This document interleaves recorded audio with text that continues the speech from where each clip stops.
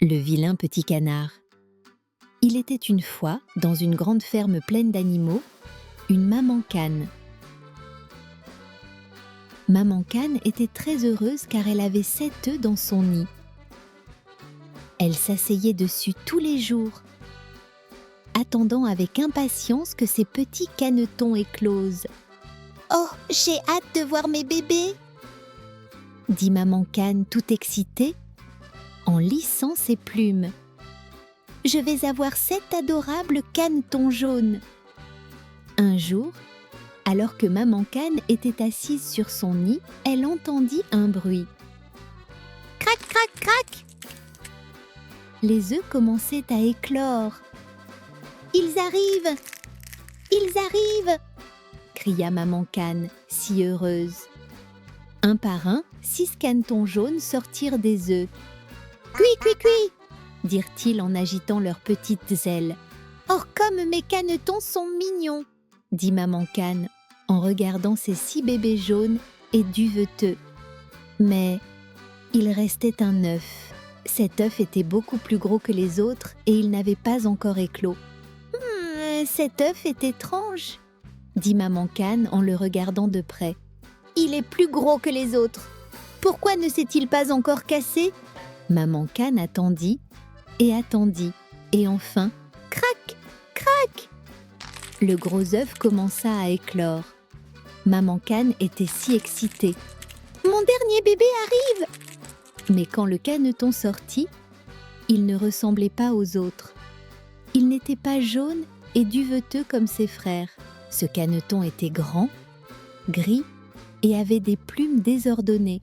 « Qu'est-ce que c'est ?»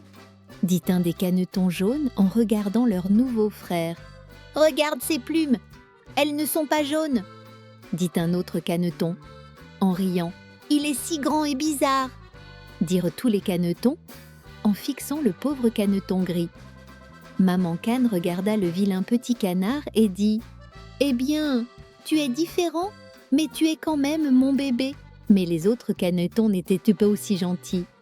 Ils se moquaient de leur nouveau frère. « Tu es tellement laid! Regarde-toi, tu ne nous ressembles pas !» disait-il en courant et en jouant. Le caneton gris se sentait très triste. « Pourquoi suis-je si différent ?» pensa-t-il. « Je veux être mignon et jaune comme mes frères. » Au fil des jours, les autres canetons continuaient de le taquiner. « Tu es la chose la plus laide de l'étang !» criait-il en riant de lui. Le caneton gris essayait de jouer avec eux, mais il le laissait toujours de côté. « Nous ne voulons pas jouer avec toi. Tu es laid !» disait-il en le poussant dans l'eau. Un jour, le caneton gris se sentit si triste qu'il décida de partir. « Peut-être qu'ailleurs, quelqu'un m'aimera », pensa-t-il. Alors, le caneton s'éloigna de la ferme. En marchant, le caneton rencontra des poules dans un poulailler. « Bonjour les poules !» dit le caneton. « Puis-je jouer avec vous ?» Les poules le regardèrent et commencèrent à caqueter. « Non, non, tu es trop laid pour jouer avec nous !» dirent-elles en riant. Le caneton continua de marcher, se sentant encore plus triste. Il marcha plus loin et trouva des oies près d'un étang. « Bonjour les oies !» dit le caneton. « Puis-je nager avec vous ?» Les oies le regardèrent de haut en bas et dirent « Non, tu es trop laid pour nager avec nous !» Et elles s'éloignèrent en se dandinant, riant. Le caneton s'assit près de l'étang et regarda son reflet dans l'eau. « Personne ne veut être mon ami parce que je suis laid !» pensa-t-il, les larmes aux yeux. Le caneton gris continua de marcher et au fur et à mesure, le temps commença à changer. L'hiver arriva et le caneton ne savait pas où aller. Le froid était si fort et ses plumes n'étaient pas suffisantes pour le garder au chaud. « Brrr, il fait si froid !» dit le caneton, grelottant. Il trouva une petite maison et décida de s'y cacher pour rester au chaud. Un jour, un gentil fermier trouva le caneton dans la neige. Le fermier le ramassa et l'emmena chez lui. « Pauvre petit caneton, tu es gelé, viens à l'intérieur !» dit le fermier en enveloppant le caneton dans une couverture.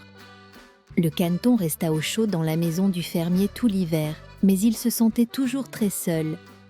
Enfin, le printemps arriva. Les fleurs s'épanouirent, le soleil brillait et le caneton décida de sortir à nouveau. Il est temps de sortir et de voir ce qui a changé, pensa le caneton en marchant vers l'étang. Quand il arriva à l'étang, il vit un groupe de cygnes blancs, élégants et magnifiques, nageant dans l'eau. « Waouh! Ces cygnes sont si jolis, mais je ne leur ressemble pas. » soupira le caneton. Mais quelque chose le poussa à regarder l'eau.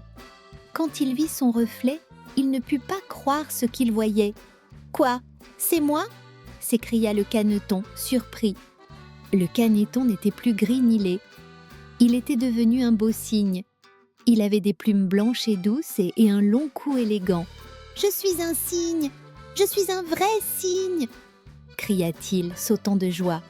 Les cygnes nagèrent vers lui et dirent « Bonjour, viens nager avec nous. »« Je peux vraiment nager avec vous ?» demanda le caneton avec un grand sourire. « Bien sûr, tu es un beau cygne, tout comme nous. » dirent les cygnes. Le caneton, maintenant un magnifique cygne, nagea joyeusement avec ses nouveaux amis. Les animaux de la ferme le virent de loin. Les poules étaient stupéfaites. « Regardez, c'est le vilain petit canard !»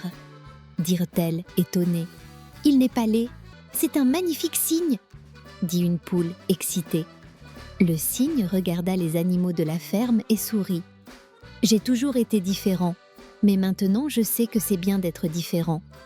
Ce qui compte, c'est d'être heureux et d'avoir des amis qui nous aiment pour ce que nous sommes. » Et ainsi, le vilain petit canard, qui avait toujours été un cygne spécial, vécut heureux pour toujours, nageant avec ses nouveaux amis dans l'étang, et il ne se sentit plus jamais seul.